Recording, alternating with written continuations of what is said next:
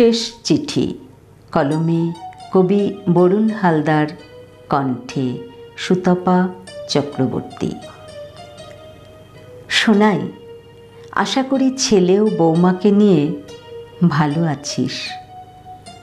বছর তিনেক আগের দুর্গাপূজায় ভোলানন্দ আশ্রমে এসেছিলিস একবেলার জন্য আমাকে দেখতে।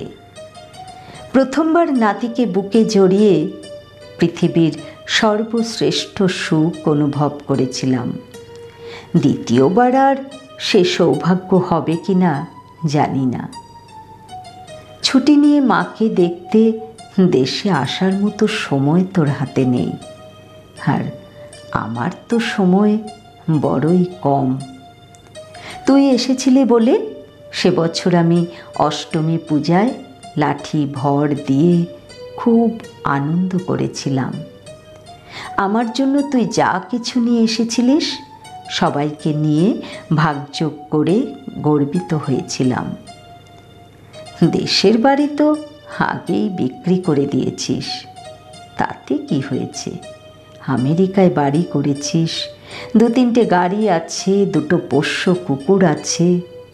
আমার ছেলে অনেক বড় চাকরি করে, বড় মুখ করে ওদেরকে বলেছিলাম। এসব শুনে ওরা অনেকে অনেক রকম কথা বলেছে। কি আর বলবো বাবু, নিন্দুকেরা কারোর ভালো শুনতে পারে না। যাক, এসব ফুল পাখি দেখাতে তোর বাবা তোকে কাঁধে নিয়ে ওই গ্রামের আলপথ ঘুরে বেড়াতো মনের সুখে। ওই গ্রামের মাটি তোকে উপযুক্ত করেছে।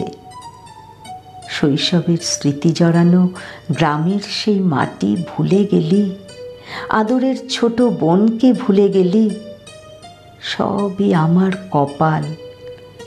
বিদেশি জল হাওয়া সব কিছু ভুলিয়ে দিল। যেদিন তুই আমাকে বৃদ্ধাশ্রমে রেখে গেলি সেদিনও এত কষ্ট পাইনি।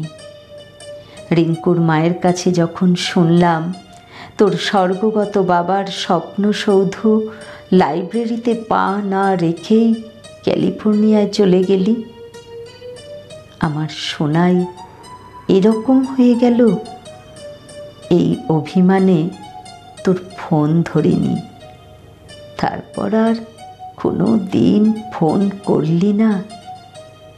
অভিমানের পাহাড় বাড়তে লাগলো।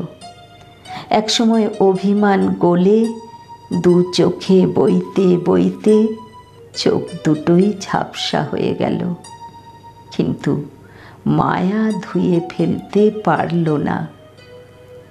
জিভের জল শুকিয়ে যাচ্ছে, চারিদিক অন্ধকার হয়ে আসছে। শোন বাবা, হাত কাঁপছে, চিঠি লেখার ক্ষমতা আমার নেই। অনেক অনুরোধে বৃদ্ধাশ্রমের সুপার রাজি হলো। আজকে না লিখলে হয়তো আর চিঠি লেখা সম্ভব হবে না। তোর উচ্চ শিক্ষার আশায় আমি কত রাত জেগে পাশে বসে থাকতাম। তুই এত উঁচুতে উঠে গেলি, সেখান থেকে মায়া মমতা দেখা যায় না। শান্তির জন্য অধিক টাকার প্রয়োজন হয় না। দাদুভাইকে টাকার মেশিন না বানিয়ে মানুষ হবার শিক্ষা দিস বাবা। চারিদিক অন্ধকার হয়ে আসছে, আমার আর সময় নেই। দাদুভাইকে মানুষ হবার শিক্ষা দিস। তোকেও যেন আমার মতো কাঁদতে না হয়, আমার মতো কাঁদতে না হয়। ইতি তোর হতভাগিনী মা।